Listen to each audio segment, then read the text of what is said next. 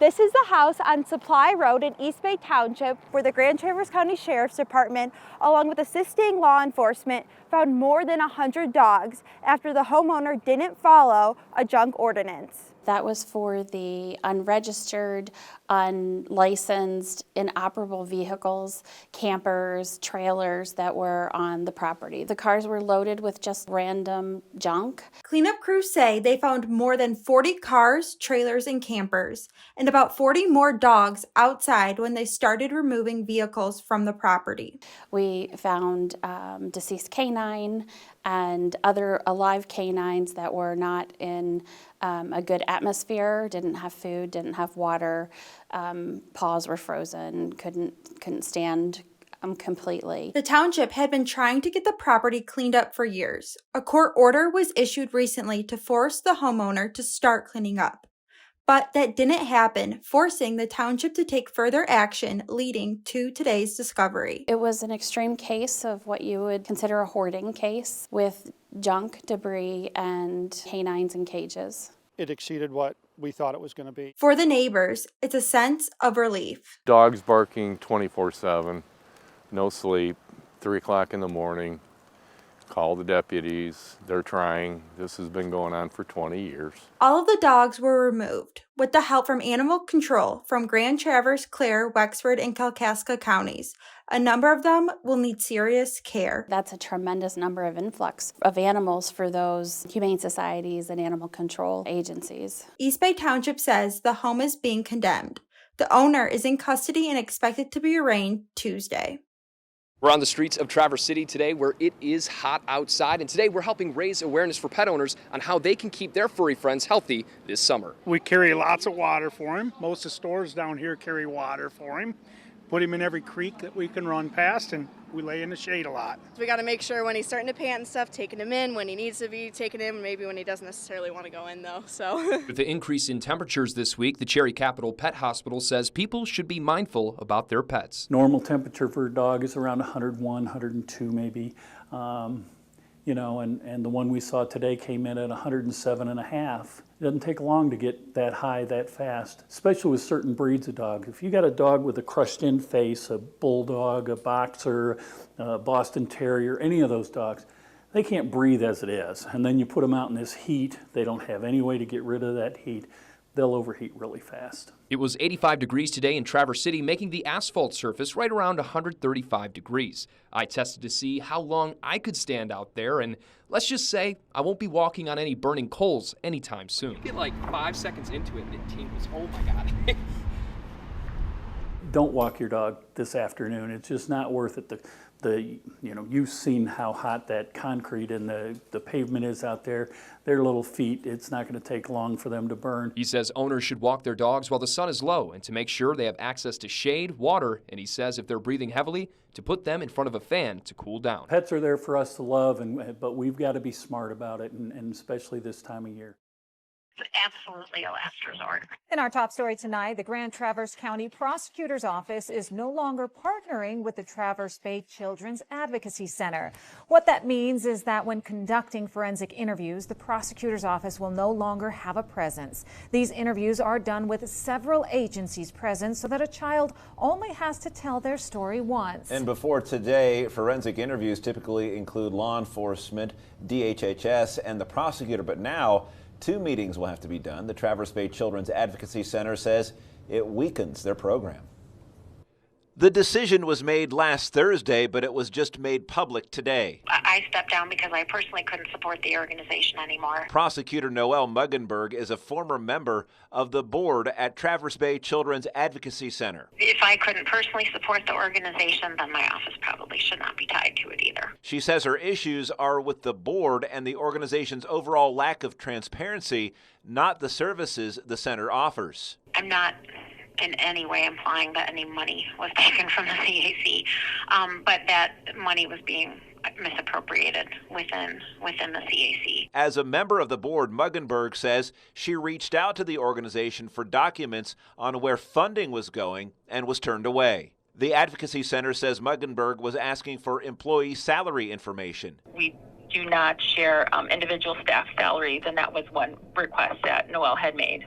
And they say an audit on the organization was just done recently. That was overwhelmingly positive, with no substantial recommended operational or reporting changes.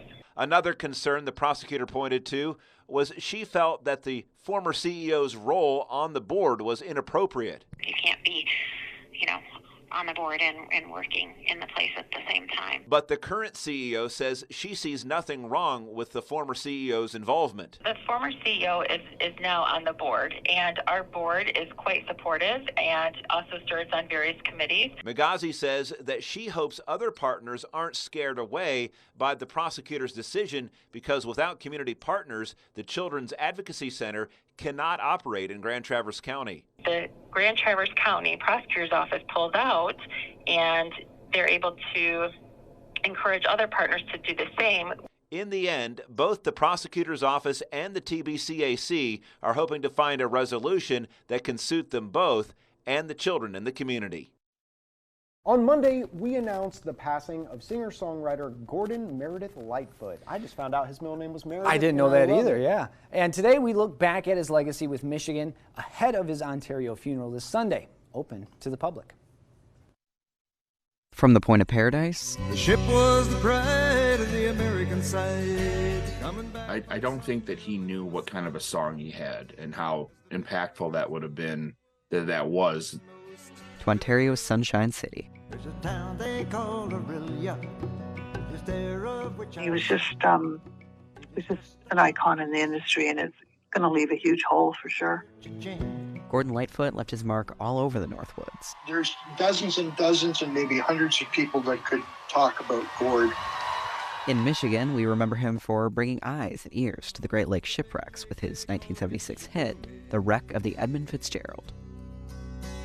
The lake, it is said, never gives up her dead when the skies of November turn blue. He was very proud of that song, and it shows with how much he respected the family members of the men who went down on the Fitzgerald.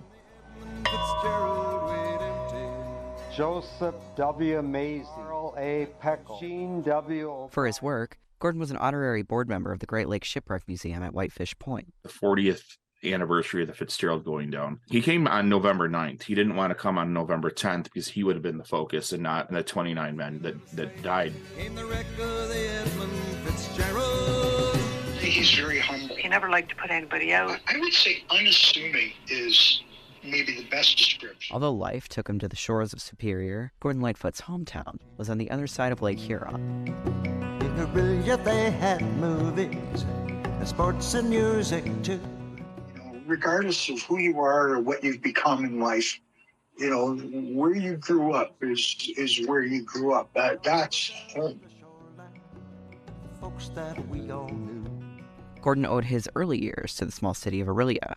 He's one of us. And he never stopped giving back. He's been very generous to the community. The Mariposa Folk Music Festival, which first began in the little city north of Lake Simcoe.